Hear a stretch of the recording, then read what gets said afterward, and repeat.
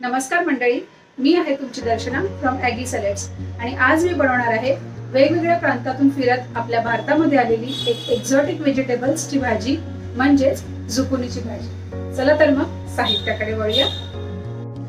झुकुनीची भाजीसाठी लागणारे साहित्य आहे 1 बोल झुकुनी, 2 बारीक चिरलेल्या हिरव्या मिरच्या, मोहरी, जिरे, कढीपत्ता। चला तर मग आपण भाजी बनवायला घेऊया। इथे मी एक कढई गरम करत ठेवलेली आहे। त्यामध्ये आता आपण घालणार आहोत 1 चमचाभर ऑइल। तेल गरम झाल्यानंतर त्यामध्ये ॲड करायचं आहे मोहरी, जिरे,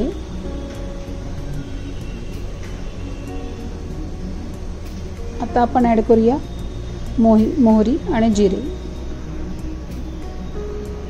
ही भाजी मंडळी थोडीशी स्वीट असते आणि ह्यामध्ये जास्त प्रमाणामध्ये फायबर असतं, त्यामुळे ह्या भाजीचा आपण डेली डाएटमध्ये उपयोग करू शकतो। मोहरी, जिरे जे आहे हे तडतडलेलं आहे। आता आपण ह्यामध्ये ॲड करूया हिरवी मिरची। तुम्हाला माहित आहे का मंडळी, काही खाद्य इतिहासकार या भाजीचे मूळ इटली असल्याचे मानतात, परंतु असेही म्हटले जाते की झुकुनी सुमारे 7000 वर्षापूर्वी अमेरिकन प्रदेशातून आढळून आली होती। मग हळूहळू ही भाजी दक्षिण अमेरिका आणि मेक्सिकोमध्ये पसरली। झुकुनी हे नाव इटालियन आहे आणि युनायटेड स्टेट, ऑस्ट्रेलिया आणि कॅनडा याच नावाने ही भाजी ओळखली जाते। झुकुनी आता भारतात सहज पिकते। आजकाल ती मोठ्या खाद्यपदार्थाच्या दुकानात वर्षभर खरेदी केली जाऊ शकते।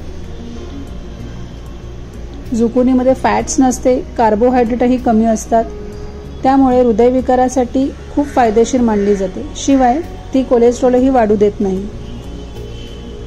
झुकुनीमध्ये जे आहे ते योग्य प्रमाणामध्ये पोटॅशियम असते, ज्यामुळे ब्लड प्रेशर कंट्रोलमध्ये राहते। त्यात फायबरचे प्रमाण जास्त असते, ज्यामुळे तुमचे पोट कायम भरलेले असते आणि वजनही वाढत नाही।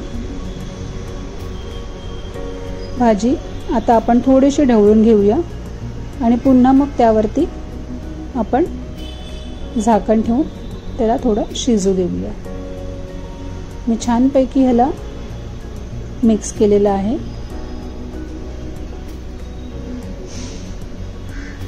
ही भाजी किंचित गोड असते।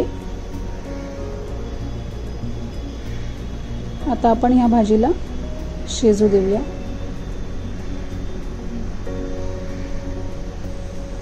पुन्हा एकदा बघूया।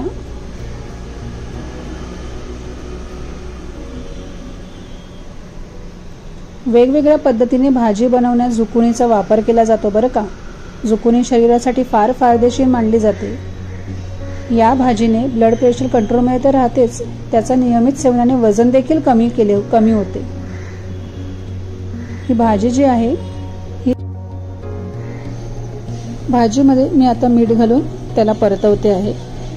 मगाशी मी मीठ घातलं नव्हतं, कारण जर मी मीठ ॲड केलं असतं मगाशी तर ती भाजी पूर्णपणे मेल्ट झाली असती, तर मला पूर्ण शिजवायची नाही आहे।